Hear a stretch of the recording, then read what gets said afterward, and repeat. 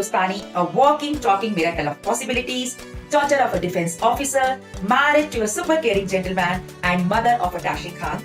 I was a NET qualified lecturer, now an energy transformational coach, a breakup surgeon, and I'm also an international access consciousness facilitator and founder of Beyond Imagination Club. I empower people to get free of all the stress they have in their life and help them to change their life quickly, easily, and joyfully. This Dare to Dream Life Diary series is designed for all of us to learn and understand that we can fulfill our dreams even if everything around us is unfavorable and against us. Even if that dream seems impossible, if we keep on going, one day we will definitely achieve our dream with total ease beyond our imagination. ये dare to dream live show में हम कुछ अलग अलग क्षेत्रों की कुछ ऐसी हस्तियों को लेकर यहाँ पर उपस्थित होते हैं जिन्होंने बहुत कठिनाइयों का सामना करते हुए अपने जीवन में सफलता हासिल की है और अपने सीक्रेट्स और अपने विचारों और अपनी लर्निंग द्वारा सहयोग देने के लिए पूर्णतः तैयार हैं ताकि हम उनके वो सब टिप्स को जानकर अपनी जिंदगी में आगे बढ़ सकें। तो ये dare to dream live diary series हमारा अपने दोस्तों को मोटिवेट करने और हिम्मत देने का प्रयास है ताकि आप बिना घबराए सपने पूरे कर सकें।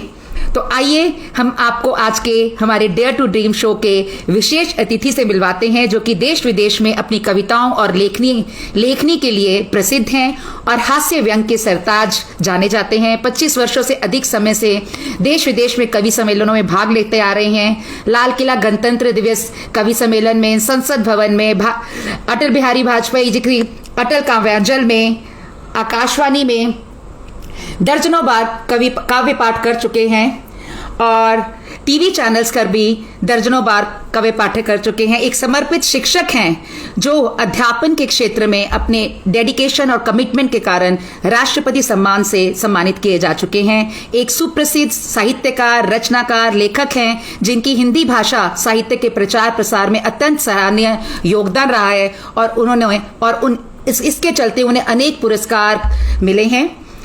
इन्होंने अनेक कविताएं, कहानियां, गद्य और दूरदर्शन धारावाहिकों के लिए रचना करी हैं। विश्व हिंदी सम्मेलन में भाग लेते आ रहे हैं। राष्ट्रीय और अंतर्राष्ट्रीय पुरस्कारों से सम्मानित केंद्रीय फिल्म प्रमाण बोर्ड, सूचना और प्रसारण मंत्रालय भारत सरकार के एक्स बोर्ड मेंबर रह चुके हैं। दोस्तों, सूची बहुत लंबी है, इसी में समय ना निकल जाए, तो आइए जोरदार तालियों और अपने लव और लाइक्स के साथ हमारे आज के विशेष अतिथि डॉक्टर सुरेश अवस्थी जी का स्वागत करते हैं। नमस्कार सुरेश जी।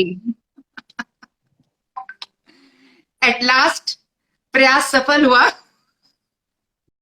चलिए, इसके लिए आपको बधाई और धन्यवाद। हम लोग बहुत मुश्किल से यस,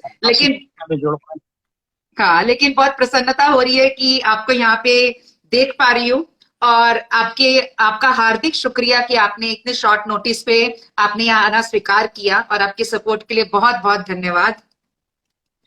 आपने कुमार अरुणोदय जो आदेश कराया था, मैं उसका पालन कर रहा हूँ। तो आदेश को अध्यादेश मान के मैं आपके सामने हूँ। मुझे लगता है अब हम लोग बातचीत शुरू करें ताकि हमारे जो जुड़ना चाहते हैं उनसे हम लोग जुड़ सकें। जी श्योर। तो प्रश्नों का पिटारा खोलते हैं। तो जैसा कि हमारा डेयर टू ड्रीम शो जो है बेसिकली सपनों के बारे में है, तो सबसे पहले मैं आपसे जानना चाहूंगी कि आपका सबसे पहला सपना क्या था और कौन सी उम्र में वो आपने सपना देखना शुरू किया था? देखिए, क्या है कि बहुत सारे सपने लोगों के दिमाग में आते हैं। इन कभी कभी किसी बात से प्रेरित होकर कोई सपना बनता है। मैं 6वीं कक्षा में जब पढ़ता था तो मेरे पिताजी बीमार हुए, मेरे फादर, और बाद में उस बीमारी से वो भगवान को प्यारे हो गए, चल बसे, यानी कि मैंने अपने पिताजी को से मैं अलग हो गया।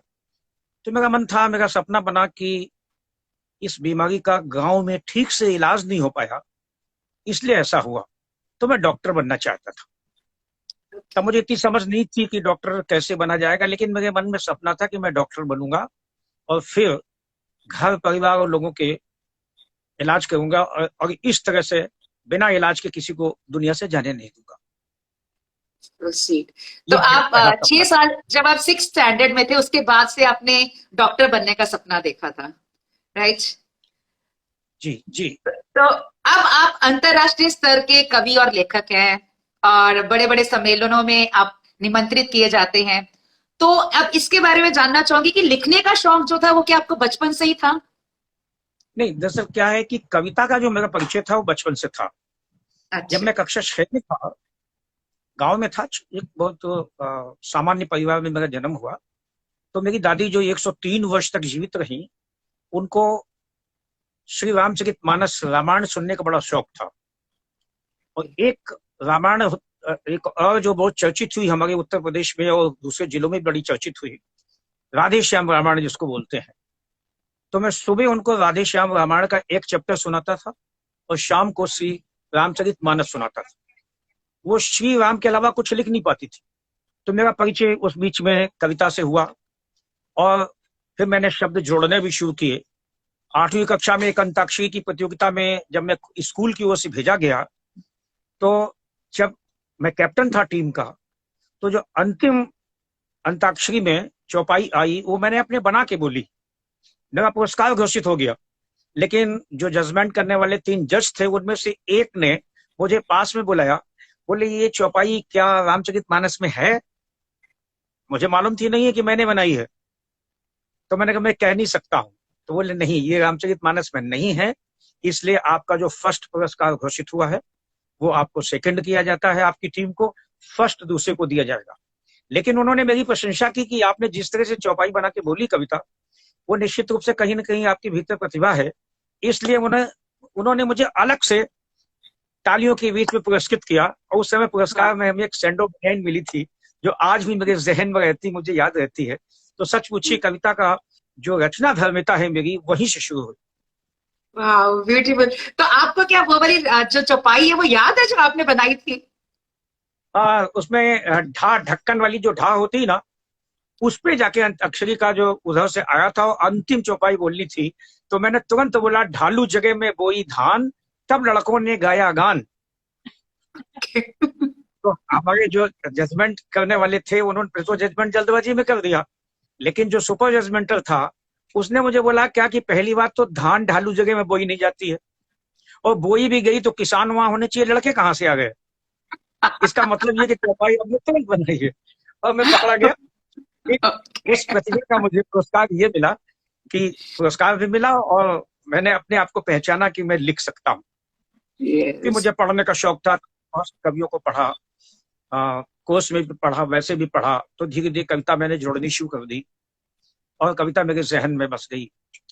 सच बात तो ये है कि एक सूर, कवि और सी, प्रारंभिक दौर में इन लोगों ने मुझे बड़ा प्रभावित किया। बाद में निराला जी, जयशंकर प्रसाद, महादेवी वर्मा और फिर आधुनिक के बहुत सारे कवियों ने को मैंने पढ़ा, बहुत ध्यान से पढ़ा। ये हुआ। तो और आपने हास्य व्यंग को विशेष रूप से क्यों चुना? कोई कारण? नहीं, तब क्या है कि जो कवि सम्मेलन में जाने वाले जो कवि मित्र होते हैं, उनकी एक विधा की छवि होती है। तो मेरी छवि हास्य व्यंग की छवि है, लेकिन मैंने हर विधा में लिखा है। मैंने गीत भी लिखे हैं, मैंने गजलें भी कही हैं, मैंने दोहे भी कहे हैं, मैंने नई कविता भी कही हैं। तो मैंने कहा हर विधा में, मैंने छंद भी कुछ कहे हैं, लेकिन और हर रस में कहे हैं। करुण में भी कहा है, मैंने प्रेम की कविताएं भी लिखी हैं। मैंने समसामयिक संदर्भों कविताएं भी लिखी हैं, मैंने दोहे भी लिखे हैं और हर विषय पे लगभग लिखे हैं। तो एक छवि हास्य व्यंग की बन गई और उसी के रूप में मुझे कवि सम्मेलन में बुलाया जाने लगा। तो मैं एक हास्य व्यंग का कवि, एस्टेब्लिश्ड कवि हो गया, लोगों की मेरी पहचान हो गई। और मैं आप लोगों की दुआ से और ईश्वर के आशीर्वाद से 24 देशों में, America, Canada, England, Dubai, Muscat, कई सारे 24 देशों में कविता पढ़ने का मौका मिला। अमेरिका में 4 बार जाने का मौका मिला, कनाडा में 4 बार जाने का मौका मिला, इंग्लैंड में 2 बार जाने का मौका मिला। छोटे देश बहुत से हैं और वहां भी भारतवंशी हमारे जो प्रवासी भारतीय हैं, वो हिंदी कविता को बहुत अच्छा ढंग से सुनते हैं। तो मुझे इस बात की खुशी है कि वो लोग मुझे चाहते हैं। अभी कल ही मैंने अमेरिका से एक लाइव किया है। Okay, so beautiful. और लेकिन आज आप जिस मुकाम पर हैं, उस तक पहुंचने के लिए आपको किन किन चुनौतियों का सामना करना पड़ा? जैसा कि आपने बताया, छोटी उम्र में पिताजी चले गए, आप एक गांव से थे, तो डेफिनेटली कुछ ना कुछ चुनौतियां तो आपकी लाइफ में आई होंगी। ये बहुत लंबी कहानी हो जाएगी, मैं बड़ा संक्षिप्त में बताता हूँ।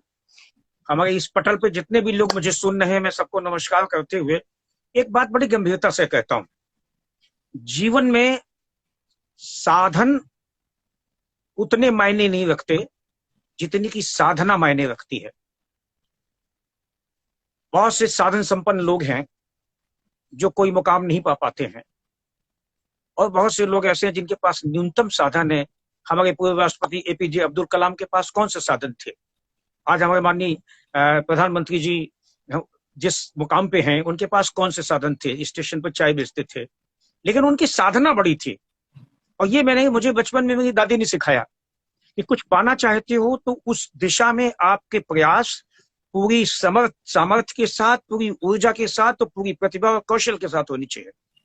तो मैंने जो पाना चाहता था, मैंने उसमें साधना की। उस साधना का परिणाम ये हुआ। चुनौतियां तो हर क्षेत्र में आती हैं, और उन चुनौतियों को बड़े धैर्य के साथ में पालन करना चाहिए। और जब ऐसी स्थिति हो, कहीं आप फंस जाएं, तो समाधान कहाँ से निकलता है? मैंने खुद कभी कहा था कि भरा भरा जब जी लगे, 2 पंक्तियां पढ़ता हूं। भरा भरा जब जी लगे, रह गए मन अकुलाए, क्या करें क्या न करें। तो भरा भरा जब जी लगे, रह गए मन अकुलाए, खुद से खुद की बात का समाधान मिल जाए। ब्यूटीफुल, यस, बहुत सही बोला। ठीक बात क्या है। है कि कभी इससे तो कभी उससे, तो कभी उससे मुलाकात हुई। नीरज जी की पंक्तियां हैं ये। कभी इससे, कभी उससे, तो कभी उससे मुलाकात हुई, अफसोस ये कभी खुद न खुद की बात हुई। हम जब अपने से बात करना बंद कर देते हैं तो समाधान जल्दी नहीं मिलते हैं। Right, that's true. तो आप उन चुनौतियों का, हाँ ठीक है, आप कह रहे हैं कि विस्तार में बात करूंगा तो बहुत लंबी हो जाएंगी, लेकिन ठीक है। जिस तरह आपने बोला उससे समझ में आ रहा है कि आपने कहाँ से कहाँ तक पहुंचे हैं, और ये हमारे दर्शकों के लिए एक बहुत ही प्रेरणादायक स्टोरी है आपकी। मैं, हाँ जी। मैं कुछ छोटी सी एक सफर बताता हूँ। हाँ जी। कक्षा 6 में जो पिताजी नहीं हुए, कक्षा 8 में पास करके मेरे बड़े भाई साहब 1 साल पहले कानपुर आ गए थे। हमारा गांव यहाँ कानपुर से लगभग 70-80 किलोमीटर दूर है। तो मैं 8वीं कक्षा पास करके अपनी पास की मार्कशीट लेके, हाफ पैंट हाफ शर्ट और बस का किराया लेके कानपुर आ गया भाई साहब के साथ में। और फिर यहाँ से मैंने सफर शुरू किया। अकेले जाके एडमिशन लिया इंटरमीडिएट में, और बायोलॉजी साइड में इसलिए लिया क्योंकि मैं डॉक्टर बनना चाहता था, लेकिन संपन्न नहीं था। तो फिर हम लोगों ने मिलकर एक चाय की दुकान खोली। मैंने चाय बेची, चाय बनाई, जूठे बर्तन धोए। हमें ये कहते हुए एक फर्क महसूस होता है, हमारे माननीय प्रधानमंत्री जी ने भी चाय बेची। फर्क ये है कि उन्होंने अपनी दिशा बदल ली, घर परिवार छोड़ के। हाँ जी। तो उनको सफलताएं ज्यादा मिल गई। अच्छी बात है, मैं नमस्कार करता हूँ। मैंने लकड़ी बेची फुटपाथ पर। मैंने फुटपाथ पर गेहूं बेचा। जहां से 2 पैसे निकले, मेहनत के साथ निकले, ईमानदारी के साथ निकले, पढ़ाई चलती रहे, मैंने वो किया। मैंने इंटरमीडिएट का एग्जाम दिया। इंटरमीडिएट में जब मैं पास हो गया तो मैंने फिर बीएससी में एडमिशन लिया। बीएससी में भी जूलॉजी, बॉटनी, मिलिट्री साइंस, इसलिए क्योंकि मैं डॉक्टर बनना चाहता था। लेकिन मुझे इस बात को बताते हुए कोई संकोच नहीं होता है कि बीएससी में प्रैक्टिकल के पहले मेरी फीस जमा नहीं हो पाई, तो 1 साल में प्रैक्टिकल में चूक गया। और अगले साल जब मैं बीएससी में बैठा फाइनल में, तो फिर मेरी डिवीजन गड़बड़ा गई, और वहीं से मैंने दिशा बदल दी। फिर मैंने दोबारा ग्रेजुएशन की, फिर मैंने एमए किया, फिर मैंने बीएड किया, फिर इसके बाद मैंने डॉक्टरेट की, पीएचडी की, और ये सिलसिला आगे रहा। इस बीच में एक अपना विवाह भी हो गया, बच्चे भी परिवार में आ गए, चुनौतियां बढ़ती गई। इन्हीं चुनौतियों के साथ साथ जूझते हुए मैं आपको बताना चाहता हूं कि उन दिनों, क्योंकि मेरे मामा जी पंडित गंगा प्रसाद शास्त्री श्रद्धेश बड़े रामायणी थे, और वो रामलीला का मंडल चलाते थे। तो मैंने जमीन पे अपना दरी और फट्टा बिछा के मैंने रामलीला बहुत देखी। तो उसमें एक पात्र मुझे धनुष्य की लीला में अच्छा लगा, बाणासुर का। तो मैंने उसकी तैयारी की। फिर मैंने रामलीला में बाणासुर का मेकअप करके मैं बाणासुर बनने लगा, क्योंकि 5 रुपए 7 रुपए मिलते थे। सागेश्वरी जी, इसमें एक बहुत अच्छा प्रसंग आपको लगेगा, मेरे दर्शकों को, मेरे जो जुड़े लगेगा, कि जब पाठ करता था तो एक हमारे यहाँ उत्तर प्रदेश में एक प्रचलन था कि जो अच्छा लगता था तो दर्शक लोग इनाम देते थे। उसे कोई एक आदमी बोलता था अच्छा। कि मैं वाराणसी के पाठ पर प्रसन्न होके श्री नाम लिया जाता था, 1 रुपए पुरस्कार स्वरूप प्रदान करते हैं। आप सच मानिए, चूंकि सारी जद्दोजहद ईमानदारी से पैसे कमा के घर चलाने की थी, अपने आप को आगे बढ़ाने की थी, तो मैं पाठ करते करते मन मन में जोड़ा करता था कि अब 5 हो गए, अब 6 हो गए, अब 7 रुपए का इनाम आ गया। 5 रुपए का पारिश्रमिक, 7 रुपए के इनाम। मेरे मन में जब पाठ खत्म होता तो चलता था कि 12 रुपए आज हो गए, आज की शाम को 12 रुपए हो गए हैं। लेकिन क्षमा करिएगा, जब मंडलाधीश मुझे विदा करते थे तो कहते थे, अवस्थी जी, सुरेश, ये 5 रुपए तुम्हारे पारिश्रमिक के, और ये किसी को बुलाते थे, इनाम कितना आया बताइए बाणासुर का, तो वो 7 रुपए की जगह बताता था कि जी 4 रुपए, तो 11 रुपए मुझे दे दिए जाते थे। मैं कुछ इसलिए नहीं कह पाता था कि अगर मैं सवाल खड़ा करूंगा तो अगली बार रामलीला में ये मुझे पाठ नहीं देगा, मौका नहीं देगा, तो जो आगे मिलने वाला वो भी चला जाएगा। इन संघर्षों के बीच से चल के मैं आगे निकला हूँ, और जहां भी कहीं हूँ, हमारे सारे मित्रों की, आप सबकी, घर की, परिवार की दुआ है।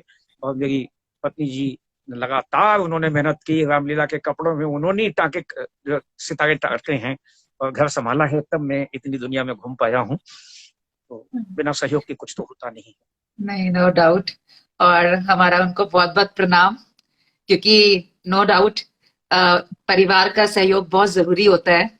और जो जिस तरह की स्टोरी आप यहाँ बता रहे हैं, आई एम श्योर हमारे बाकी दर्शकों के लिए बहुत ही इंस्पिरेशनल है, क्योंकि लोग कहीं ना कहीं बहुत जल्दी गिव अप कर देते हैं। उनको लगता है कि चुनौतियां आ रही हैं तो कैसे होगा, ये चीज बहुत मुश्किल है। लेकिन ऐसी दुनिया में बहुत लोग हैं आप जैसे, जिन्होंने वो चुनौतियों से निकलते हुए अपना ये लाइफ। और आजकल के बच्चे शायद इन चीजों को सुन के घबरा जाएं, अरे हम इतना सच नहीं कर पाएंगे, लेकिन ये नहीं, ऐसा नहीं है। देखिए, जब आप खुद हार मान लेते हैं तो फिर आप पीछे हो जाते हैं। यस, दैट्स लेकिन ट्रू। अगर आप हार नहीं मानते हैं और रास्ते तलाशते हैं तो फिर रास्ते मिलते हैं। और इसके उदाहरण देश में बहुत सारे लोग हैं, मैं अकेला कोई ऐसा व्यक्ति नहीं हूँ। मुझसे बड़ी बड़ी सफलताएं पाने वाले लोग भी इन्हीं रास्तों से चल के आए हैं। Yes, absolutely. तो आपके अनुसार आपकी कौन सी ऐसी क्वालिटी थी जो कि जिसके कारण आपको लगता है कि आपको इस मुकाम तक पहुंचने में सबसे ज्यादा जिसने हेल्प करी? देखिए, क्वालिटी तो मैं अलग से नहीं कुछ कह सकता हूँ क्या थी, क्योंकि मैं अपने खुद को पहचानने की कोशिश करता था, और बहुत सारी दिशाओं में। जब मैं छोटी कक्षाओं में पढ़ता था, 6ठी 7वीं में, 5वीं में, तो बाल सभाएं होती थी हफ्ते में 1 दिन, तो मैं किताबों से याद करके कविता बोलता था। तो कविता बोलने का जो अभ्यास है मुझे पहले से हो गया था। जब मैं रामलीला में आया तो मुझे मंच का कोई भय नहीं था, कोई फेयरनेस नहीं था, डायलॉग डिलीवरी का कोई नहीं था। देखिए, मैं थोड़ा सा इस मामले में हमेशा मैंने आगे की सोची कि मैं किस दिशा में सक्सेस हो सकता हूँ। चूंकि मुझे लिखना भी आता था, मुझे पढ़ना भी आता था, तो मैंने हर विधा में लिखा। आज मेरी 19 किताबें हैं। अभी इसी कोरोना काल में 2 किताबें आई हैं। एक आप देख सकते हैं, ये बनकर खिलो गुलाब दोहा संग्रह आया है। ये एक गजल संग्रह अभी भी आया है कुछ दिन पहले। 2 दिन पहले ये कहानी संग्रह आया है। तो कुल मिला के सब दिशा में मैंने काम शुरू रखा। अखबार पढ़ता था, अखबार अच्छा लगता था, तो मुझे लगा कि मैं अखबारों में क्यों ना लिखूं। संयोग ये था कि जो समय हमारे स्थानीय संपादक थे, उनके यहाँ एक काव्य गोष्ठी थी, श्री हरिनारायण निगम जी। तो मैंने उनसे इच्छा व्यक्त की कि मैं अखबार में लिखना चाहता हूँ।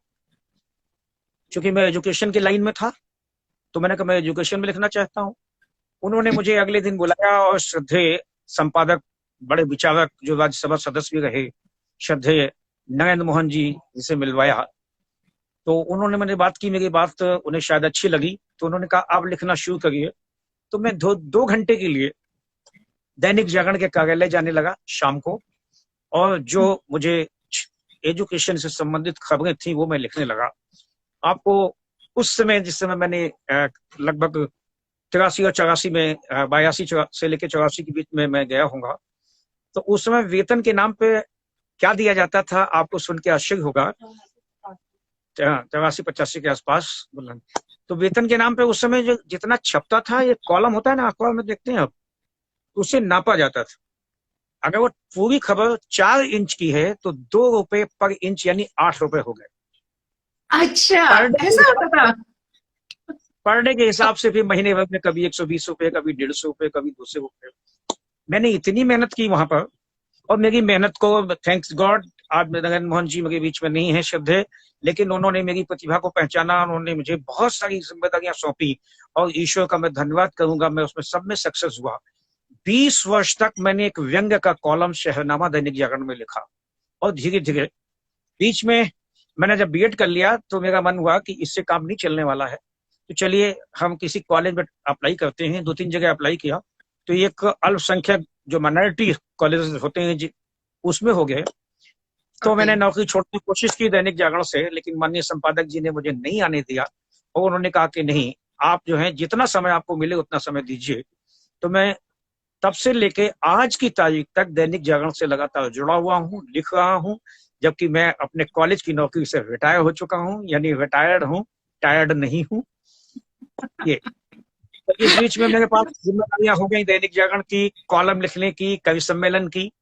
बाद में दैनिक जागरण ने कवि सम्मेलन शुरू किए मेरे निवेदन पर, तो बिहार, झारखंड, उड़ीसा, उत्तराखंड, एनसीआर, हरियाणा, ये सब मिला के लगभग 150 कवि सम्मेलन हर साल होते रहे। ये सिलसिला भी 18-19 साल चला, अभी कोरोना काल में रुक गया है। उनका संयोजन मेरे जिम्मे रहता था, टीमें में बनाता था। आपको जान के आश्चर्य होगा, जो कवि सम्मेलन की विधा को जानते हैं, एक रात में 6 शहरों में कवि सम्मेलन। एक रात में 6 शहरों में? 6 शहरों में 36 कवि, जिसमें से एक में मेरी भागीदारी, उसका संचालन। लेकिन सारे कवि सम्मेलन में की जो गतिविधियां हैं वो ध्यान रखना, कौन आ रहा है, कौन जा रहा है, कैसे है, कौन सक्सेस हुआ, कौन कम सक्सेस हुआ, किसको आगे पढ़ाना, किसको पीछे पढ़ाना। लेकिन ईश्वर ने बड़ी मदद की, मेरी इस मेहनत का रिवार्ड दिया। और अब आपको जान के आश्चर्य होगा कि अयोध्या विश्वविद्यालय में दैनिक जागरण के कवि सम्मेलनों पर एक स्टूडेंट पीएचडी कर रहे हैं और उस पर एक बहुत सारे मानक खुल के सामने आ गए हैं। मैं ईश्वर को धन्यवाद देता हूँ, अपने चाहने वालों को धन्यवाद देता हूँ, जिन्होंने मुझे किंचित सहयोग किया उनको धन्यवाद देता हूँ कि इसमें मैं सफल हो सका और इस कविता को लेके इतने सारे देशों में जा सका। ये सब हमारे इस स्नेहिल व्यक्तियों की दुआ है। That's beautiful. मेरे लिए एक बिल्कुल वो नई चीज है और मैं कभी ना कभी कवि सम्मेलन में जरूर आना चाहूंगी आपके, जब ये कोरोना काल का ये सारा कुछ समाप्त हो जाएगा और फिर से स्टार्ट होगा। नहीं, निश्चित रूप से हम लोग इंतजार कर रहे हैं, प्रतीक्षा कर रहे हैं। मैं आपको एक बहुत अच्छी घटना बताता हूँ। ये 2009 में मैं इंग्लैंड के कवि सम्मेलन में था। 18 कवि सम्मेलन विभिन्न शहरों में थे इंग्लैंड के। जिन दिनों मैं डेट्रॉयट में कहा था मुझे याद नहीं आ रहा, इंग्लैंड में डेट्रॉयट नहीं है, तो मैं उन्हीं दिनों में यहाँ जब हिंदुस्तान से गया था तो एक नॉमिनेशन करके गया था शिक्षक के रूप में राष्ट्रपति सम्मान का, क्योंकि शिक्षा के क्षेत्र में मैंने बड़े नए प्रयोग किए थे। और उस समय उस टीम की जो लीड कर रहे थे वो अपने उत्तर प्रदेश विधानसभा के अध्यक्ष, जो बाद में बिहार के राज्यपाल भी रहे, माननीय केसरी त्रिपाठी। हम लोग बैठे बात कर रहे थे, अचानक उनके पास एक फोन आया। मैं नंबर अपने, चूंकि इंटरनेशनल फोन नहीं था तो मैं उन्हीं का नंबर देके गया था। तो इधर से कानपुर से बताया गया कि डॉक्टर सुरेश अवस्थी को इस वर्ष का राष्ट्रपति सम्मान घोषित हुआ है। तो उन्होंने इसकी खड़े होकर घोषणा की और इसके बाद में जो वहां जश्न मना है, जो मुझे लोगों ने सम्मानित किया है, जो मुझे प्यार दिया है, वो दृश्य आज भी मेरे मन में कौंधता है। मैंने तुरंत उस समय वहां एक कविता लिखी और बाद में ये 5 सितंबर को सम्मान देना था, 3 सितंबर को लौट के दिल्ली जाना था, तो मैं 4-5 कार्यक्रम छोड़ के मुझे लौटना पड़ा और मैंने वहां सम्मान ग्रहण किया। जब मैं कानपुर लौटा हूं तो मुझे नहीं लग रहा था कि मैंने ऐसा कुछ किया है। हमारी फैमिली, हमारे परिवार, हमारी पत्नी वीणा अवस्थी और बच्चों सहित वहां आ गए थे। लेकिन जब स्टेशन पर मैं उतरा हूँ शताब्दी ट्रेन से, तो बहुत सारे लोग बैंड बाजा लेके, बड़े बड़े माला फूल लेके जिस तरह उन्होंने स्वागत किया है, तब मुझे पहली बार जीवन में एहसास हुआ कि हाँ, कुछ तो अच्छा हो गया है। कुछ तो अच्छा हो गया है। राष्ट्रपति सम्मान मिलने के बाद आपको लगा कुछ तो अच्छा हो गया है। अच्छा संयोग है कि लगभग 14 राज्यपाल मुझे सम्मानित कर चुके हैं। लेकिन Beautiful. मैं इसके भी कोई गर्व नहीं होता, लेकिन मुझे लगता है कि सम्मान को मैं यूं लेता हूं कि ये रिकॉग्निशन है, ये मान्यता है जो आपने किया है, और ये एक आदेश भी कि और अच्छा करो। ठीक। अभी उत्तर प्रदेश हिंदी संस्थान ने हमारे व्यंग्य लेखन के लिए 2 लाख रुपए का पुरस्कार घोषित किया है, जो कोरोना काल खत्म होने के बाद में माननीय जो हमारे मुख्यमंत्री योगी जी हैं वो एक समारोह में प्रदान कर। तो जब से वो मुझे पुरस्कार, मैंने व्यंग की एक और किताब तैयार शुरू कर दी। जिंदगी में 6 किताबें आई हैं, तो मैं एक किताब और ओके, तैयारी के। क्या बात है। तो आपकी अभी आपने जिक्र किया अपना, कहते हैं विदेश के कवि सम्मेलन के टाइम जब आपको ये न्यूज मिली, और कोई ऐसा आपका पहला जो कवि सम्मेलन था उसके बारे में कुछ थोड़ा सा कोई यादगार घड़ी बताएंगे? मैंने बताया ना कि मैं कविताएं लिखा करता था, 15 अगस्त, 26 जनवरी और अपने स्कूल के फंक्शन में सब पढ़ा करता था। तो मेरे एक मोहल्ले के मित्र थे, मिस्टर अनुपम निगम, उन्होंने कहा कि आइए कवि सम्मेलन सुनवा के लाते हैं। तो मैंने कहा कवि सम्मेलन ये क्या होता है? बोले नहीं, आइए चलिए, आनंद आएगा आपको। तो मैं गया सुनने। तब कवि सम्मेलन 2 राउंड में होते थे। पहला राउंड समाप्त हुआ, श्री उमाकांत मालवीय जी बहुत बड़े संचालक उसका संचालन कर रहे थे। तो मैंने अनुपम अपने मित्र से कहा, ये लोग जिस तरह से कविता पढ़ रहे हैं मैं भी पढ़ सकता हूँ। उन्होंने कहा पढ़ेंगे आप? नहीं पढ़ूंगा। उन्होंने पर्ची भेज दी मुझे। सेकेंड राउंड में अभी पिछले दिनों कीर्ति शेष हो गए, दुनिया से विदा हो गए, बहुत बड़े गीतकार डॉक्टर कुंवर बेचैन। उनके बाद ये कह के बुलाया गया कि एक संस्था के सदस्य सुरेश अवस्थी कविता पढ़ना चाहते हैं, आप लोग उनको प्यार दीजिएगा, मैं उन्हें बुलाता हूँ। तो उन दिनों एक कविता मैंने 15 अगस्त पर, स्वतंत्रता दिवस पर लिखी थी। मैं कुछ पंक्तियां उसकी सुनाता हूँ आपको। हाँ जी। तो मैंने वो कविता, चूंकि मैं मगामिला में था तो मुझे मंच की कोई फियर थी नहीं और डायलेक्ट डिलीवरी मेरे पास थी। तो मैंने कहा कि मैंने एक कविता पढ़ रहा हूँ, बिल्कुल नई कविता है, लेकिन मैं चाहता हूँ कि कविता बहुत जल्दी पुरानी पड़ जाए। तो मैं कुछ पंक्तियां पढ़ता हूँ। मैंने पढ़ा कि 15 अगस्त सन 1947 का इतिहास, ये पहली कविता है जो पहले कवि सम्मेलन में मैंने मंच पर पढ़ा, और वही कवि सम्मेलन में पहली बार सुना। 15 ओके। अगस्त सन 1947 का इतिहास, आजादी से कितना दूर, आजादी के कितना पास, यही वो दिन जिस दिन भारत स्वतंत्र हो गया था, लेकिन यही है वो दिन जिस दिन भारतीय हृदय से परतंत्र हो गया था। ये बोली, ये भाषा, ये लिबास, ये अंग्रेजी मदिरा की प्यास, ये जिंदा को करके डैड बनाया डैडी, ये माँ की मम्मी बना के धर दी, वो कितना दिखावा, कितना फसाद, भारतीय गुलाम भारत आजाद। क्या बहुत बात है। तालियां बजी। हिंदुस्तानी जी, वंस मोर की आवाज आई, तब मैं वंस मोर का मतलब नहीं समझता था। मैं चारों तरफ हाँ, देख रहा था। चालक ने कहा बेटा एक कविता और पढ़ो, ये लोग चाहते हैं। मैंने कविताएं बहुत हैं लेकिन याद कोई नहीं है। फिर कभी ओके। था। ब्यूटीफुल ब्यूटीफुल, बहुत अच्छी है। मैं तो खुद यहाँ पे तहे दिल से तालियां बजा रही हूँ, और देखिए कितने सारे लव्स आ रहे हैं, सबके लोगों के लाइक्स आ रहे हैं। Thank you so much. मैंने आपकी कोई कविता अभी तक पढ़ी नहीं थी, समय नहीं लगा था, लेकिन यहाँ सुन के अभी मुझे लग रहा है कि मुझे पढ़ डालनी चाहिए टाइम निकाल के। थैंक यू यहाँ बोलने के लिए। तो आपका फेवरेट हास्य व्यंग कवि कौन है? जी, आपके सबसे फेवरेट हास्य व्यंग कवि कौन से हैं? हास व्यंग जो है, देखिए व्यंग के कवि, गद्य व्यंग में तो मैं शरद जोशी का बड़ा फैन हूँ। ओके। और एक मंच पे माणिक वर्मा, हास व्यंग के अशोक चक्रधर, ये सारे लोग हैं जिन्होंने, जिनसे मैंने सीखा है। और सुरेश उपाध्याय, ये जब मैं आया हूँ तो ये लोग बहुत शिखर पर थे। ये सब वो लोग हैं जिनके मैं चरण छूता हूँ, उन्होंने मुझे बहुत सिखाया भी है। दरअसल क्या है, देखिए मैं एक बात बताना चाहता हूँ। हास्य जो होता है वो विद्रूपताओं से जन्मता है। विद्रूपता मतलब जो जिसे देख के सुन के हंसी आए। और व्यंग जो है वो विसंगति से जन्मता है।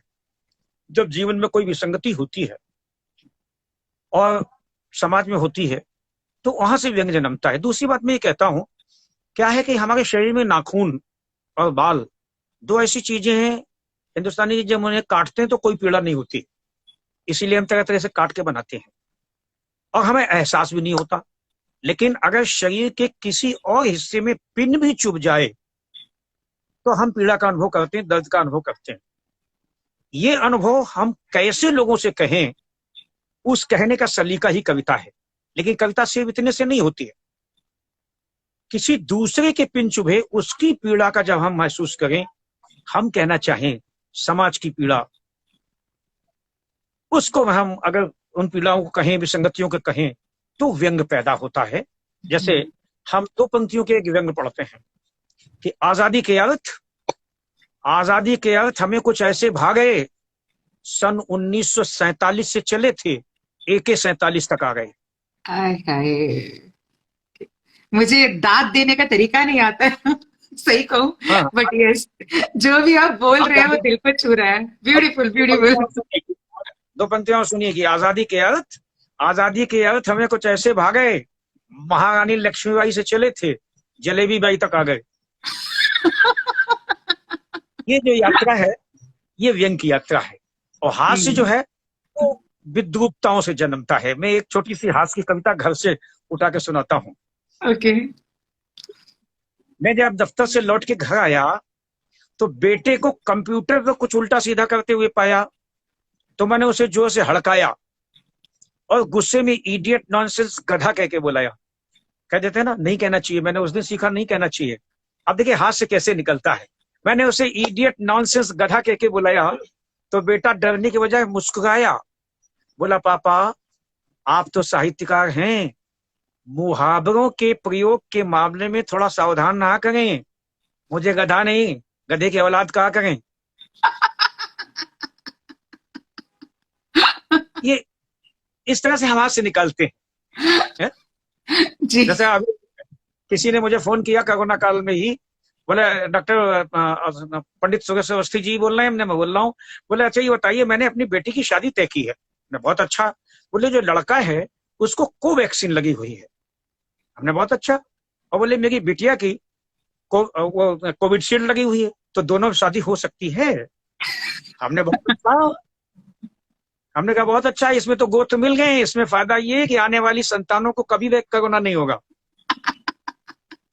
तो कहीं से हास्य और व्यंग्य निकलता है और बतकही से भी निकलता है। और इसलिए कहीं ना कहीं प्रेजेंस ऑफ माइंड भी मैटर करती है, राइट? क्या प्रेजेंस ऑफ माइंड जो है वो भी हाँ, मैटर presence करता of- है। हाँ। वो तो सब जगह है। जब आप किसी से बात करते हैं, बातचीत करते हैं, तो भी जब आप किसी भी ललित कला से जुड़ते हैं, चाहे चित्रकला हो, मूर्ति कला हो, उस समय आपका जो प्रेजेंस ऑफ माइंड है वो हर समय मायने रखता है। क्लास में आप पढ़ा रहे होते हैं तो भी, और इस समय आप मुझसे सवाल कर रहे हैं, अगर हम प्रेजेंस ऑफ माइंड लेके ना चले तो मैं आपको जवाब नहीं दे सकता हूँ। अगर आप मुझे ध्यान से सुन अपने प्रेजेंस ऑफ माइंड का उपयोग न करें तो आप सवाल नहीं कर सकते हैं। यस। तो आपका जो आई थिंक 25-30 सालों का रहा है ये कवि सम्मेलनों का जो सफर है। मैं लगभग 85-86 में मंच पे आ गया था, फिर धीरे धीरे बढ़ा ओके। और तब से तो आपका जो भी देश विदेश या जो आपका गणतंत्र दिवस के अवसर पर कहीं पे भी जो कवि सम्मेलन हुए हैं, उसमें से सबसे यादगार सम्मेलन आपके लिए कौन सा रहा है? कोई ऐसी मोमेंट? बहुत सारी यादगार हैं। मैं किसे यादगार कहूँ, क्या भूलूं, क्या याद करूँ वाली क्वेश्चन में हूँ। बहुत सारे हैं, लेकिन मैं एक बहुत छोटा सा संस्मरण सुनाता हूँ। ओके। दिल्ली में जब सम्मेलन था, माननीय अटल बिहारी वाजपेयी जी भारत रत्न मुख्य अतिथि थे, सामने बैठे सुन रहे थे, तो मैंने वहीं दो पंक्तियां लिखी। और 25 दिसंबर को माननीय अटल बिहारी वाजपेयी जी का जन्म हुआ है, जिसको हम बड़ा दिन कहते हैं। और बड़ा दिन इसलिए कहते हैं क्योंकि एक धर्मानुयायी उसे बड़ा दिन मानते हैं। तो मैंने जानबूझ के दो पंक्तियां लिखी और ये देखना चाह रहा था कि माननीय अटल जी की इसमें प्रतिक्रिया क्या होगी। मुझे नाम नहीं याद है, एक संघ के कोई बड़े पदाधिकारी उनके बगल में बैठे थे और मैंने संबोधित करके कविता पढ़ी। मैंने कहा माननीय श्रद्धेय अटल बिहारी जी को प्रणाम करता हूँ, उस सारे लोगों को दो पंक्तियां उनके सम्मान में सौंपता हूँ। और कवि सम्मेलन में उनके जन्मदिन का था, 25 दिसंबर का दिन भी था, तो मैं सौंपता हूँ। मेरे भीतर उस समय एक सवाल था, 3 पंक्तियों को सुन के अटल जी क्या प्रतिक्रिया देंगे।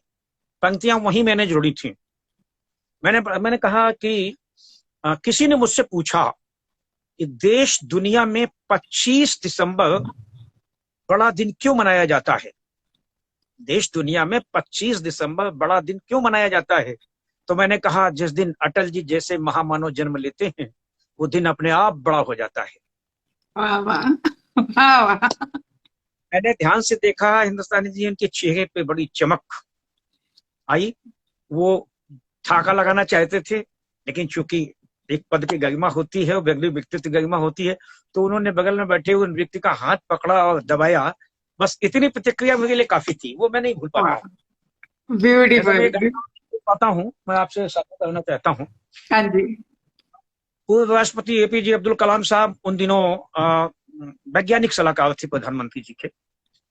IIT कानपुर उनको आना था। मैं शिक्षा की खबरें लिखता था तो अखबारों में कंपटीशन रहता था कौन बड़ी खबर निकाल के लाता है।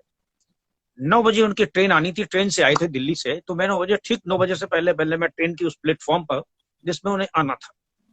संयोग से ट्रेन लेट हो गई, वो ट्रेन आई 10:30 बजे। आईआईटी के डायरेक्टर और बाकी सारे लोग वहां खड़े थे, मैं भी अपना एक पैड और कागज संभाल के खड़ा था। जब वो उतरे तो मैंने नमस्कार किया, घुस के तो आईआईटी के डायरेक्टर और आईआईटी वालों ने मुझे पीछे किया हुआ, बोले मैं नहीं, मुझे तो मिनट दिला दीजिए। बोले नहीं नहीं, आप बहुत लेट हो गए हैं, सबको खाना खाना है अभी।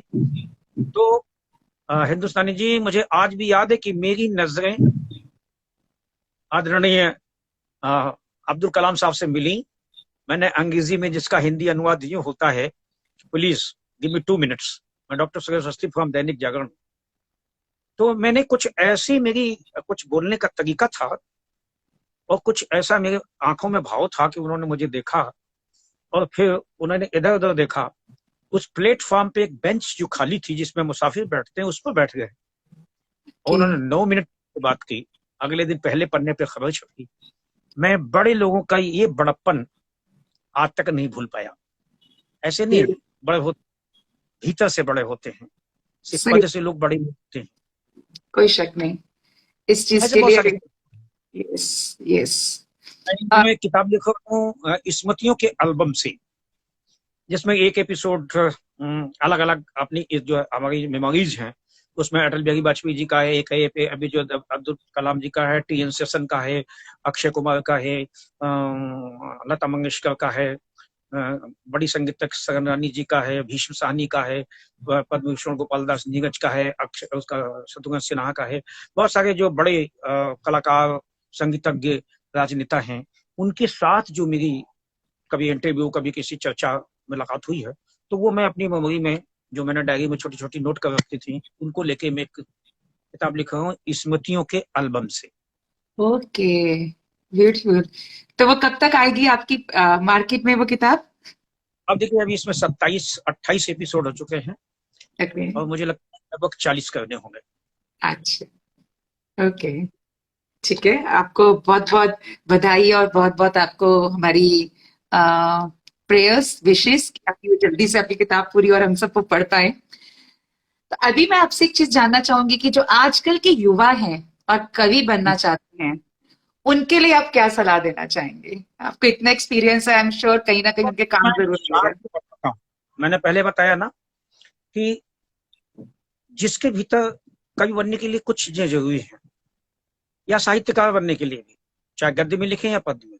एक तो हमारी जो संवेदना है उसका स्तर सघन होना चाहिए, यानी दूसरे की पीड़ा, एक्सीडेंट होता है, कुछ लोग किनारे करके निकल जाते हैं, कुछ उस चोट खाए हुए व्यक्ति की सहायता करते हैं और कुछ उस पर भी चिंतन करते हैं सहायता करने के साथ में, ये किसकी गलती से हुआ और क्यों हुआ, क्या होता जो नहीं होता।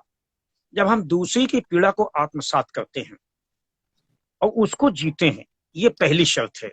अगर आपके अंदर संवेदना नहीं है, समाज को आपको परखने की मादा नहीं है, तो वो कोई भी रचनाकार नहीं बन सकता।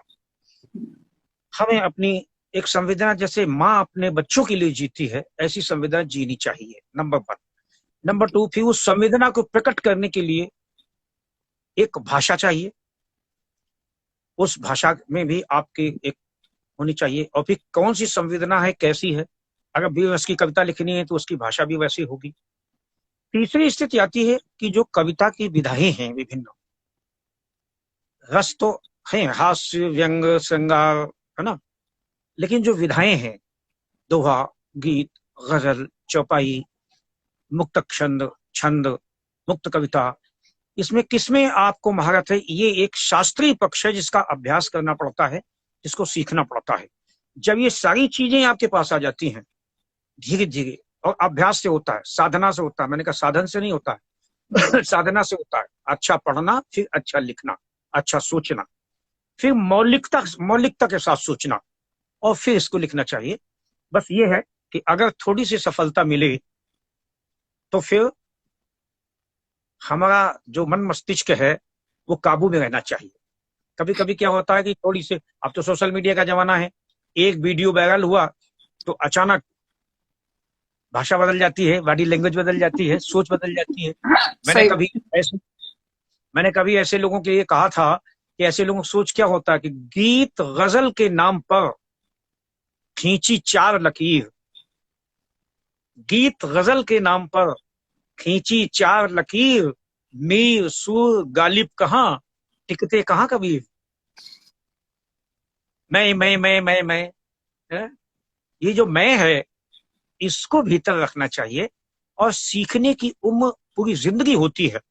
हम किसी सफल व्यक्ति को देखते हैं तो हम वो कपड़े क्या पहनता है, वो कौन से उसके भीतर गुण हैं, जिन गुणों से कौन सी क्षमताएं हैं जिससे वो सक्सेस हुआ है, अगर उन क्षमताओं को हम प्राप्त कर सकते हैं तो हमें उनसे वो सीखना चाहिए। कविता में भी है, हम अगर किसी से प्रभावित हैं तो हम प्रभावित तो हों, इतना प्रभावित ना हो कि हम उनकी कविताओं की नकल करने लगे, चरबा करने लगे, लेकिन उनकी क्षमता को पहचाने कि इस व्यक्ति ने अगर ऋतुओं पे कविता लिखी है तो ऋतुओं को कितने निकटता से पहचाना है।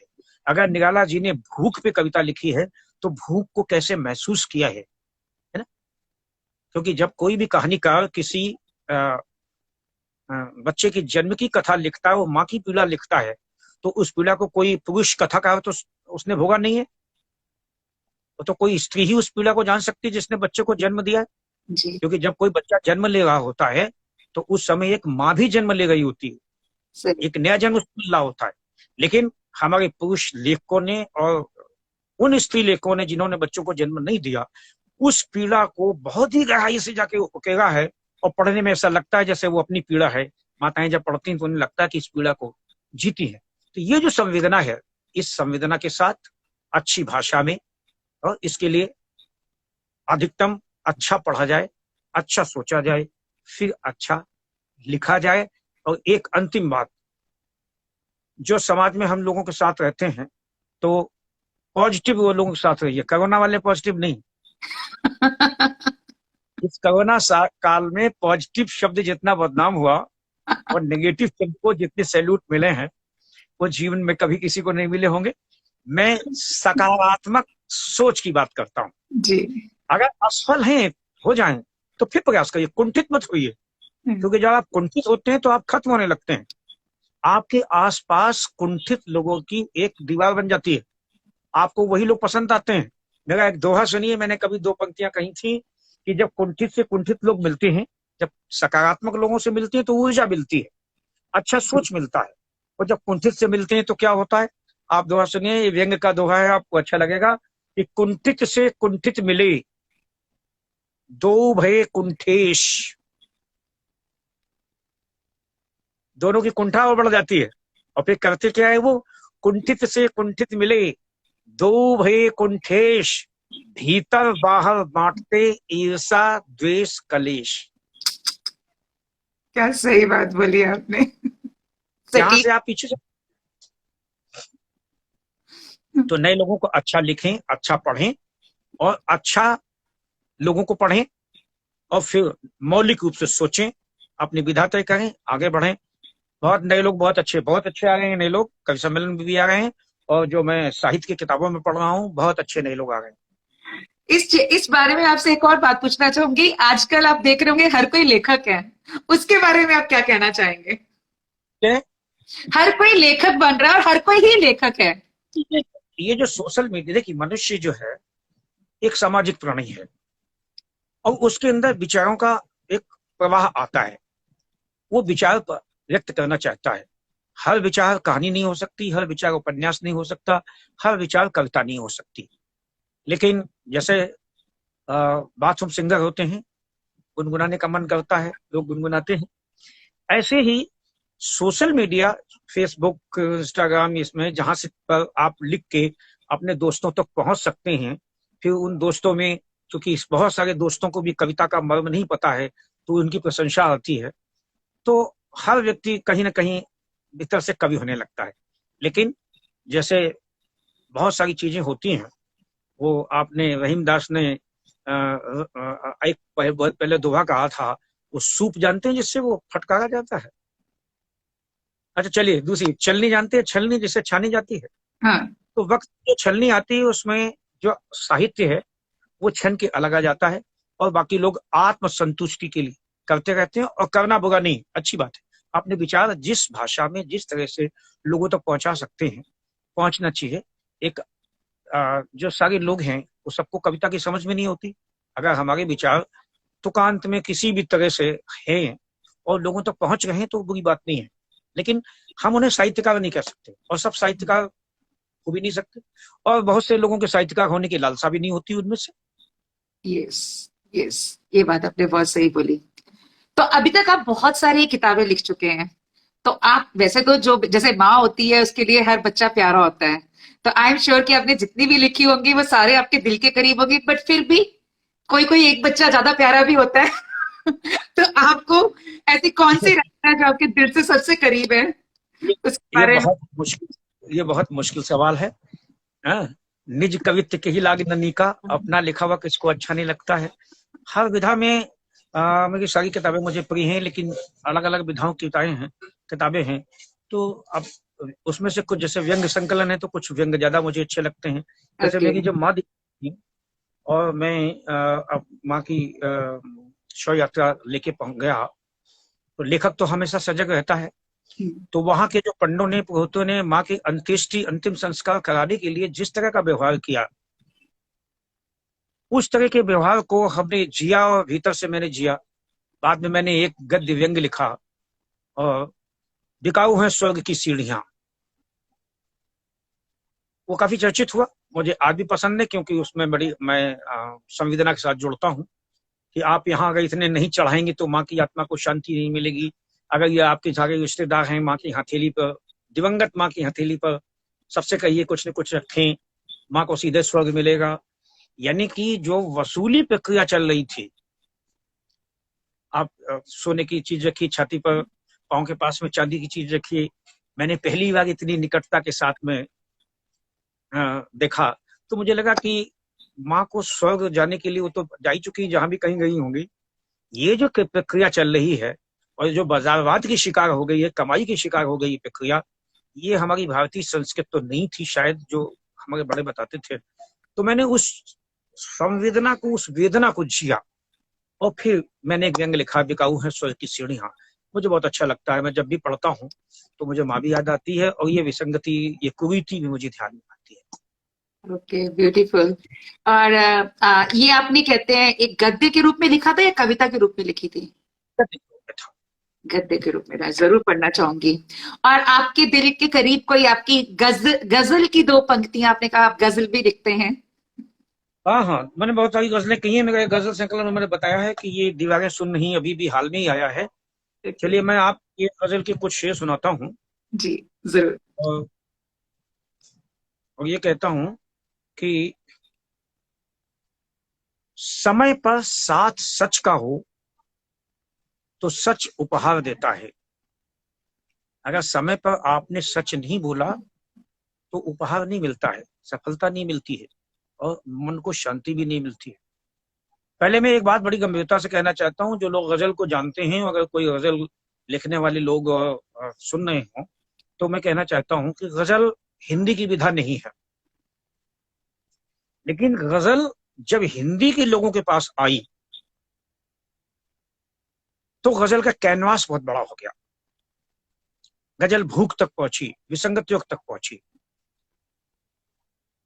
आशिक माशूका के गिरफ्त से बाहर निकल के आई। तब मैंने उन दिनों कहा था कि जाने कितने रास्ते तय करके आई है गजल, अब हमारे घर में आके मुस्कुराई है गजल। ये पहुंच बड़ी हो गई। तो मैंने कहा कि समय पर साथ सच का हो तो सच उपहार देता है, अगर झूठों की हो संगत तो वो दुत्कार देता है। अगर झूठों की हो संगत तो वो दुत्कार देता है, वो अक्सर झूठे लोगों को डुबो देता है दरिया में। वो अक्सर झूठे लोगों को डुबो देता है दरिया में। वो सच को पार लगने के लिए पतवार देता है। कहते हैं कि सच दब सकता है लेकिन खत्म नहीं होता, मरता नहीं जी। तो सच को पार लगने के लिए पतवार देता है। गुलों से बात करने में जो बेअदबी बरतते हैं, से सुनिएगा, कि गुलों से बात करने में जो बेअदबी बरतते हैं, गुलों से बात करने में जो बेअदबी बरतते हैं, नियत में ईश्वर बस उनके नुकीले खार देता है, कांटे नुकीले खार देता है उसे अपने। अब चूंकि मैं मीडिया में रहा हूँ, अखबार में रहा हूँ, तो एक शेर हमारी लाइफ से, हमारी मीडिया से सुन लीजिएगा। Okay. उसे अपने बारे में खबर कोई नहीं होती, उसे खुद अपने बारे में खबर कोई नहीं होती, वो सारे शहर के हर घर में जो अखबार देता है, ब्यूटीफुल ब्यूटीफुल, वाह वाह। हर घर में जो अखबार देता है। और ये शेर सुनिएगा कि बुजुर्गों को जो दुलगाते हैं बच्चों की तरह अक्सर, बुजुर्गों को जो दुलगाते हैं बच्चों की तरह अक्सर, खुदा उनको ही खुश रहने के सब आसार देता है। खुदा ब्यूटीफुल, उनको ही यस। खुश रहने के सब आसार देता है। और ये शेर सुनिएगा जो मैंने पहले कहा था, मैं नहीं होना चाहिए, तुम अपने मैं को मारो और मन से मान लो उसको। पता ना, अपने हमारे आपके चलन में है, हे ईश्वर तूने ये क्या कर दिया, वो हमारी गलती से है, ईश्वर ने कर दिया। और जब कुछ अच्छा हो गया, मैंने देखा मैंने क्या किया, नहीं होना चाहिए। तुम अपने मैं को मारो, तुम अपने मैं को मारो और मन से मान लो उसको। मोहब्बत का वही सबसे बड़ा मयार देता है, मोहब्बत का वही सबसे बड़ा मयार देता है। हिंदुस्तानी जी, बुजुर्गों की बात आई है तो मैं दो छोटी छोटी कविताएं सुनाना चाहूंगा, क्योंकि महसूस किया जा रहा है भाषा बन रहे हैं। तो मैंने कभी, और जो नौजवान पीढ़ी अगर के लोग मुझे सुन रहे हो, तो मैं एक सुझाव की तौर से, निवेदन की तौर से उस पीढ़ी से कहना चाहता हूं। कभी कभी होता क्या है कि हम अपने एम को तय करते हैं और उसको पाने के लिए इतना मसरूफ हो जाते हैं कि हम अपने घर के बुजुर्गों की उपेक्षा करना शुरू कर देते हैं। नहीं होना चाहिए। संस्कार हमारी मुट्ठी में बंद बालू की तरह नहीं फिसलने चाहिए। तो मैं 4 पंक्तियां ये कहता हूं कि अपनी ख्वाहिश के परिंदे पे निशाना रखना, अपनी ख्वाहिश के, जो बनना चाहते हैं पूरी कोशिश कीजिए, अपनी ख्वाहिश के परिंदे पे निशाना रखना। जिंदगी का जो सफर है वो सुहाना रखना, जिंदगी का जो सफर है वो सुहाना रखना। घर को होटल की तरह खूब सजाना, लेकिन दिल के महलों में बुजुर्गों का ठिकाना रखना। अति सुंदर, दिल के महलों में बुजुर्गों का ठिकाना रखना। और ये बात इसलिए कहता हूं क्योंकि हमको बनावटी लोगों के व्यवहार नहीं अच्छे लगते। ये सोशल मीडिया आ गया, मोबाइल आ गया, व्यवहार इतने बनावटी हो गए। बच्चे ऊपर वाली मंजिल में ले गए हैं, माँ बाप नीचे रह गए हैं। सुबह अपना एक SMS मांगा, गुड मॉर्निंग मैम, सीढ़ियां उतर के नहीं आ रहे हैं, चरण स्पर्श करके नहीं बोल रहे, हाथ जोड़ के नहीं बोल रहे हैं। ये एक बनावटीपन आ गया। पहले 1-2 पंक्तियां सुन लीजिए। मोबाइल हमारे बीच में आया तो कैसे रिश्ते अलग अलग हो गए। एक हास्य का दोहा सुन लीजिए। मोबाइल कैसे बीच में आ गया कि बीबी इस करवट पड़ी, उस करवट हस्बैंड, बीबी इस करवट पड़ी, उस करवट हस्बैंड, एक दूजे को कर रहे गुड नाइट है सेंड। ऐसे रिश्ते जीने लगे। तो मैंने कहा कि ये जो बनावटीपन है ये नहीं होना चाहिए। फादर्स डे, मदर्स डे बाजारवाद की देन है। एक कार्ड भेज दिया फादर्स डे, एक बात मदर्स डे। एक छोटी सी पहली बात सुनिए कि एक विज्ञापन छपा एक अखबार में, शायद आपके नजर में आया होगा, पढ़ा होगा आपने कभी। एक फिर वो पंक्तियां पढ़ता हूं। एक विज्ञापन छपा कि हमारा कुत्ता खो गया है, उसकी फोटो साथ में थी। जिन साहब को मेरे नीचे वाले पते पर भेज दें, इतने रुपए का इनाम दिया जाएगा। 2 दिन बाद एक वृद्धाश्रम से फोन किया गया कि सर आपने विज्ञापन दिया है कुत्ता खो जाने का, वो कुत्ता पता नहीं क्या सूंघते सूंघते वृद्धाश्रम आ गया है और 6 घंटे से आपकी माँ के साथ खेल रहा है, आप ले जाइए। जब कुत्ते को खोजने के लिए विज्ञापन दिए जाने लगे और हम अपने बुजुर्गों को वृद्धाश्रम भेजने लगे, तब मुझे ये कहना पड़ा कि अब कि हमको बनावटी लोगों के व्यवहार नहीं अच्छे लगते, हमको बनावटी लोगों के व्यवहार नहीं अच्छे लगते। ईमान जहां बिक जाए वो बाजार नहीं अच्छे लगते, ईमान जहां बिक जाए वो बाजार नहीं अच्छे लगते। यूं तो दुनिया की चकाचौंध सबको लुभाती है, लेकिन घर में बुजुर्ग ना हो तो त्योहार नहीं अच्छे लगते, सही घर में बुजुर्ग ना हो तो त्योहार नहीं अच्छे लगते। ब्यूटीफुल तो, ब्यूटीफुल।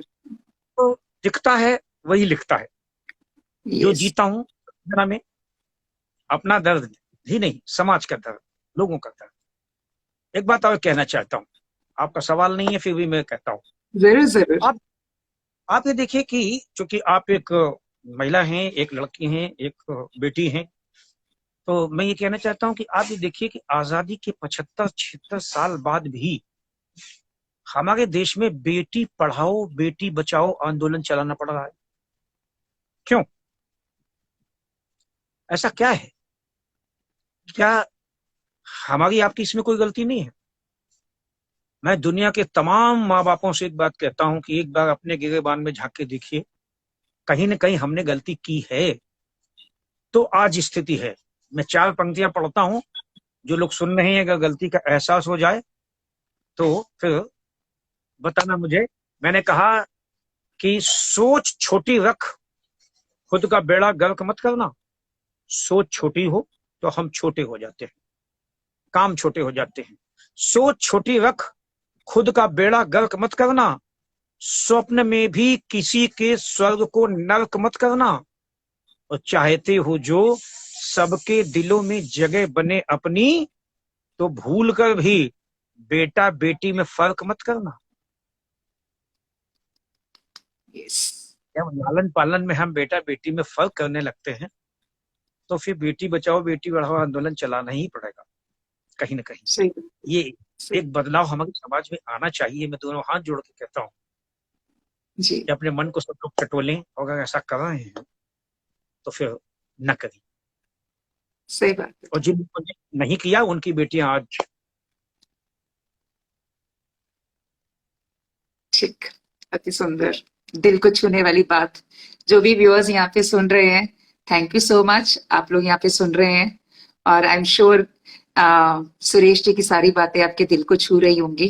तो अगर आपको अच्छा लग रहा है तो कृपया इस मैसेज को आगे तक पहुंचाइएगा और लोगों के साथ शेयर करिएगा, ताकि ज्यादा से ज्यादा लोगों को वो बात दिल को छू सके। क्योंकि हम लोगों को बहुत बार ये चीजें पता ही नहीं चलती है कि कहीं ना कहीं जाने अनजाने में हम कुछ ऐसा करते जा रहे हैं और फिर हम कहते हैं कि ये कुछ क्यों ऐसा हो रहा है। तो बहुत सुंदर बात बोली आपने। अब मैं आपसे एक दो सवाल और पूछना चाहूंगी कि आपने राष्ट्रपति सम्मान के बारे में क्या कह रहे हैं आपकी अदालत में हूँ। आप? Thank you so much. मेरी अदालत बहुत सिंपल सी अदालत है, रजत शर्मा वाली नहीं है। तो आपने आपको राष्ट्रपति सम्मान मिला, आपने उसके बारे में बताया कि किस तरह से। तो एक छोटा सा क्वेश्चन जो आजकल के समाज के अनुसार में, कि जब आज के समय में और जब आपने एक शिक्षक के दौर में शिक्षक बने थे और उस दौर में, दोनों में छात्रों और शिक्षकों के संबंध में क्या अंतर देख रहे हैं आप उस समय में और आज में? देखिए, हमारी जो शिक्षा है हमारे देश में गुरुकुल प्रणाली से शुरू हुई। पहले आश्रमों में गुरुकुल थे, वहां लोग पढ़ने जाते थे। आपने रामचरितमानस में पढ़ा होगा, गुरुगा गई पढ़न रघुराई। जब वहां पढ़ने गए तो अल्पकाल विद्या सब आई। तब जीवन की शिक्षा थी, शास्त्र समाज। धीरे धीरे फिर शिक्षा विषयों की हो गई, फिजिक्स केमिस्ट्री मैथ्स। फिर हम लोग इसमें भी अलग हो गए, भाई इंजीनियर बनना है तो इधर जाना है, डॉक्टर बनना है तो इधर जाना है, ये बनना है तो उधर जाना है। तो ये समाज की आवश्यकताओं के अनुसार हम समाज को सुगठित करने के लिए परिवर्तित करते जाते हैं। लेकिन मैं एक बात ही मानता हूं, जो अभी पिछले दिनों भारत सरकार ने नई शिक्षा में किया भी, कि हमारी जो प्रारंभिक शिक्षा है शुरुआती दौर की, वो शिक्षा हमारी मातृभाषा में होनी चाहिए, क्योंकि मैं मानता हूं कि जब भाषा आंगन से उठ जाती है ना, तब मुश्किल होती है। हम अगर मातृभाषा में शिक्षा करें और घर में जो बातचीत हम वार्ता करें अपनी मातृभाषा में करें, जो भी हमारी मातृभाषा है, तो हम ज्यादा संवेदना से लोगों से जुड़ सकते हैं। और आगे फिर जो उद्देश्य हो शिक्षा में, फर्क सिर्फ इतना है, एक चेंज आया है शिक्षा में कि पहले जो हमारा स्टूडेंट होता था उसे टीचर तक जाना पड़ता था। अब पहले केंद्र में जो है होता था शिक्षक, और स्टूडेंट्स उसके पास जाते थे जिज्ञासा लेके। अब परिवर्तन हो गया है, अब केंद्र में स्टूडेंट हैं, शिक्षक को हर स्टूडेंट्स के पास जाना पड़ेगा, उसकी स्थितियों को समझना पड़ेगा, उसकी अच्छाइयों को, उसकी मेधा को समझना पड़ेगा, तभी वो उसको पूरी तरह से शिक्षा दे सकता है। राजेश्वरी जी, मैं इसी संदर्भ में 2 बातें कह के अपनी बात समाप्त करता हूँ। श्योर जी। हाँ, कैसे? कुछ चीजें हैं जो जीवन में होनी चाहिए, जैसे अगर आपके जीवन यात्रा में जो आप अचीव करना चाहते हैं उसमें कभी किसी ने कोई सहयोग किया है, तो हमें उसे कभी नहीं भूलना चाहिए। केवट ने भगवान श्री राम को नदी पार कराई थी अपने नाव पर, और उतराई हुआ तो राम ने सिर्फ एक नाम दिया भरत को कि राज्याभिषेक में केवट को बुला लीजिए। यानी कि नदी पार कराने वाले उस केवट को चक्रवर्ती सम्राट बनने के समय में भी राम नहीं भूले, क्योंकि उस यात्रा में आगे बढ़ने के लिए रास्ता केवट ने दिया था। हमें भी ऐसे लोगों को नहीं भूलना चाहिए। नंबर 1 चाहिए जी। बिल्कुल। होता क्या है कि हम जब लोगों को भूलते चले जाते हैं तो फिर कहीं ना कहीं हम भीतर से टूटते भी हैं। सही बात। और अंतिम बात यह है कि जैसे हो वैसे दिखो, पहनो नहीं नकाब। चेहरे पे चेहरे लगा के लोग चलते हैं, फिर उनके पास अपना कोई चेहरा नहीं बचता है। तो अंतिम बात कह के आपसे नमस्कार करता हूँ। जैसे हो सभी मित्रों से नमस्कार करता हूँ। जो अच्छा लगा वो आपका, जो अच्छा न लगा वो मेरे लिए छोड़ दीजिएगा। जैसे हो वैसे दिखो, पहनो नहीं नकाब, कांटों के भी घर मिलें बनकर खिलो गुलाब। कांटों के भी घर मिलें खिलो गुलाब, कांटों के भी घर मिलें। ब्यूटीफुल।